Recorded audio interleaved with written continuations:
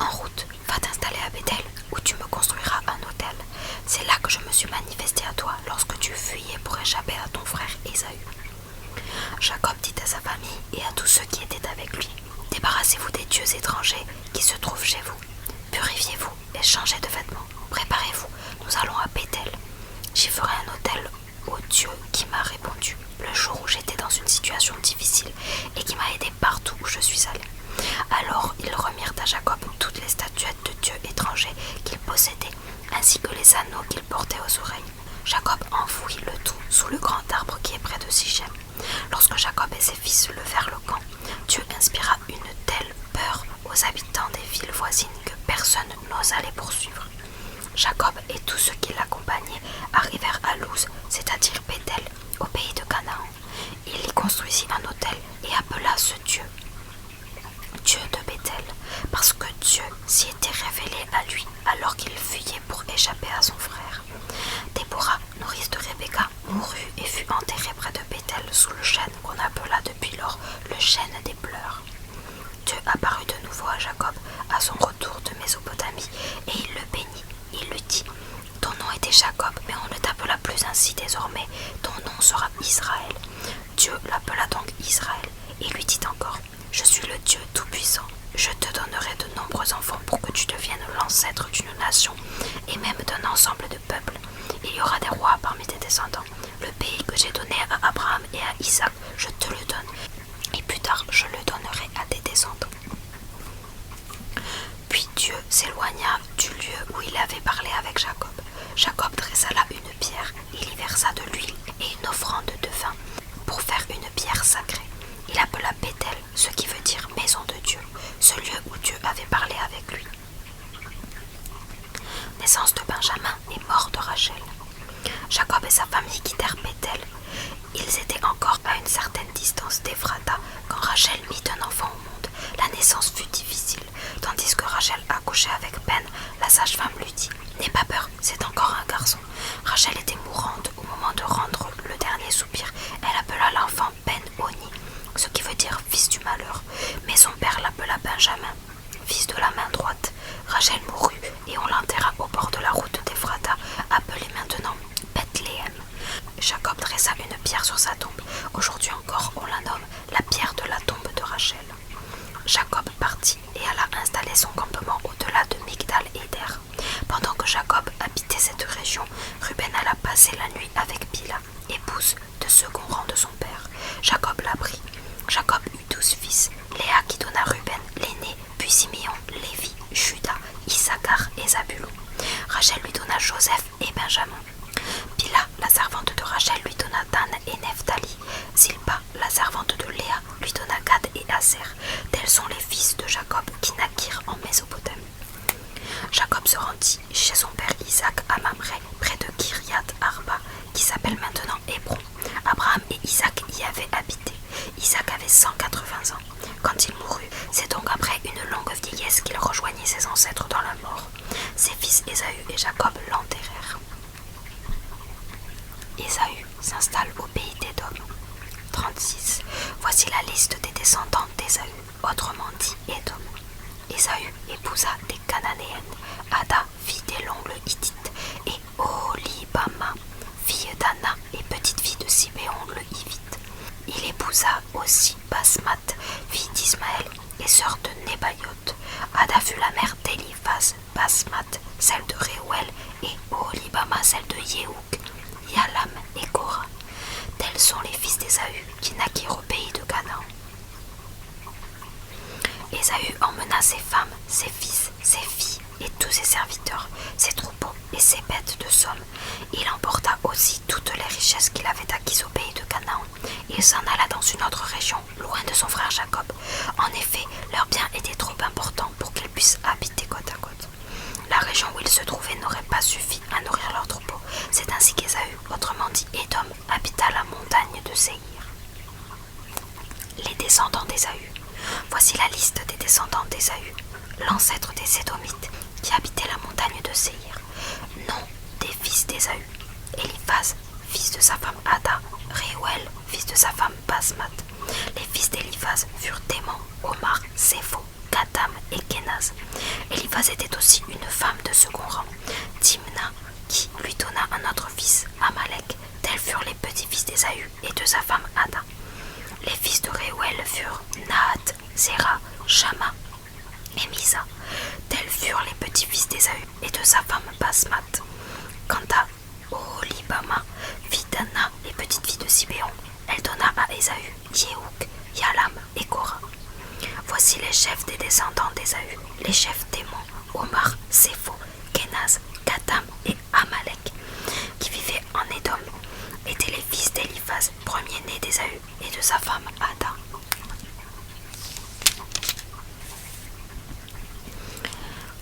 Les chefs Nahat, Zéra, Shama et Misa, qui vivaient en Édom, étaient les fils de Réuel et les petits-fils de Basmat, femme d'Ésaü. Les chefs Yehouk, Yalam et Kora étaient les fils d'Ésaü et de sa femme Oholibama, fille d'Anna. Tels étaient les chefs des Édomites, descendants d'Ésaü. Les premiers habitants du pays d'Édom étaient les descendants de Séhir, de Horite. Les chefs des Horites étaient Lotan, Shobal, Sibéon, Anna, Dishon, Esser et Dishan, fils de Séhir. Les fils de Lotan furent Hori et Éman. Lotan avait une sœur, Timna. Les fils de Shobal furent Alvan, Manahat, Ebal, Shépho et Onam. Les fils de Sibéon furent Aya et Anna. C'est Anna qui découvrit de l'eau dans le désert quand il gardait les ânes de son père Sibéon. Les enfants d'Anna furent son fils Dishon et sa fille Oholibama. Les fils de Dishon furent Emdan, Esheban, Itran et Keran. Les fils de Esser furent Piléan, Zavan et Agan. Les fils de Disham furent Ous et Aran. Les chefs des Horites au pays de Séhir étaient Lotan, Shobal, Sibéon, Anna, Dishon, Esser et Dishan. Voici la liste des rois qui se succédèrent sur le trône d'Édom avant que les rois règnent en Israël. Béla, fils de Béor, de la ville de Dinaba. À sa mort, Yobab, fils de Zéra, de la ville de Bosra, lui succéda. Régnèrent ensuite Husham, de la région de Témon. Hadad, fils de Bédad, de la ville David. C'est lui qui bâtit les Madianites dans le pays de Moab. Samla de Masreka, Shaoul de Rehoboth sur la rivière, Baal, Hanan, fils d'Akor, Hadar de la ville de Pau. Il avait épousé Métabéel, fille de Matred et petite-fille de Mézahab. Voici les noms des chefs édomites: Tima, Alva, Yétet, Oholibama, Ela, Pinon, Kenaz, Téman, Mibsar, Magdiel, Hiram. Tels sont les chefs des clans édomites dans les régions du pays qu'ils possèdent en propre. Ésaü est l'ancêtre des Édomites. Joseph, 37 à 50. Les rêves de Joseph, 37. Jacob s'installa au pays de Canaan, dans la région où son père avait séjourné. Voici l'histoire des fils de Jacob. Joseph était un adolescent de 17 ans. Il gardait les moutons et les chèvres en compagnie de ses frères, les fils de Bila et de Zilpa, femme de son père. Il rapportait à son père le mal qu'on disait d'eux. Jacob aimait Joseph plus que ses autres fils, car il l'avait eu dans sa vieillesse. Il lui avait donné une tunique de luxe. Les frères de Joseph virent que leur père le préférait à eux tous. Ils en vinrent à le détester tellement qu'ils ne pouvaient plus lui parler sans hostilité. Une fois Joseph vit un rêve. Il le raconta à ses frères, qui le détestèrent encore davantage. « Écoutez mon rêve, leur avait-il dit. Nous étions tous à la moisson, en train de lier des gerbes de blé. Soudain, ma gerbe se dressa et resta debout. Toutes vos gerbes vinrent alors l'entourer et s'incliner devant elle. « Est-ce que tu prétendrais devenir notre roi et dominer sur nous ?» lui demandèrent les frères. Ils le détestèrent davantage à cause de ses rêves et des récits qu'il en faisait. Joseph fit un autre rêve et le raconta également à ses frères. « J'ai de nouveau rêvé, dit-il. Le soleil, la lune et 11 étoiles venaient s'incliner devant moi. » Il raconta aussi ce rêve à son père. Celui-ci le réprimanda en lui disant: « Qu'as-tu rêvé là? Devrons-nous, tes frères, ta mère et moi-même, venir nous incliner jusqu'à terre devant toi ?» Ses frères étaient exaspérés par lui, mais son père repensait souvent à ses rêves. Joseph est vendu par ses frères.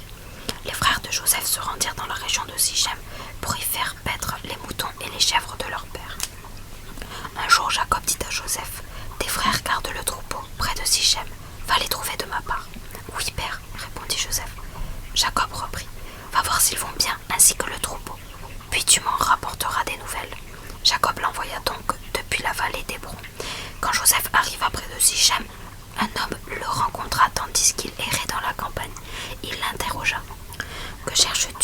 Je cherche mes frères, répondit Joseph. Peux-tu me dire où ils sont avec leur troupeau? L'homme déclara. Ils sont partis d'ici. Je les ai entendus dire qu'ils allaient du côté de Dothan. Joseph partit à la recherche de ses frères et les trouva à Dothan. Ceux-ci virent de loin. Avant qu'il les ait rejoints, ils complotèrent de le faire mourir, se disant les uns aux autres: « Eh, voici l'homme au rêve, profitons-en pour le tuer. Nous jetterons son cadavre dans une citerne et nous dirons qu'une bête féroce l'a dévoré. On verra bien alors si ses rêves se réalisent. » Ruben les entendit et décida de sauver Joseph. « Ne le tuons pas, dit-il, puis il ajouta: « Ne commettez pas un meurtre, jetez-le simplement dans cette citerne du désert, mais ne le tuez pas. » Il leur parlait ainsi afin de pouvoir le sauver et le ramener à son père. Dès que Joseph arriva près de ses frères, ils se saisissèrent de lui, le dépouillèrent de sa belle tunique et le jetèrent dans la citerne. Cette citerne était à sec, complètement vide. Puis ils s'assirent pour manger. Ils virent passer une caravane d'Ismaélites qui venait du pays de Galaad et se dirigeant vers l'Égypte. Leurs chameaux transportaient diverses résines odoriférantes comme adragante, pomme et ladanum. Judas dit à ses frères: « Quel intérêt avons-nous à tuer notre frère et à cacher sa mort? Vendons-le plutôt à ces Ismaélites, mais ne touchons pas à sa vie. Malgré tout, il est de notre famille, il est notre frère. » Ils donnèrent leur accord. Mais des marchands madianites qui passaient par là tirèrent Joseph de la citerne.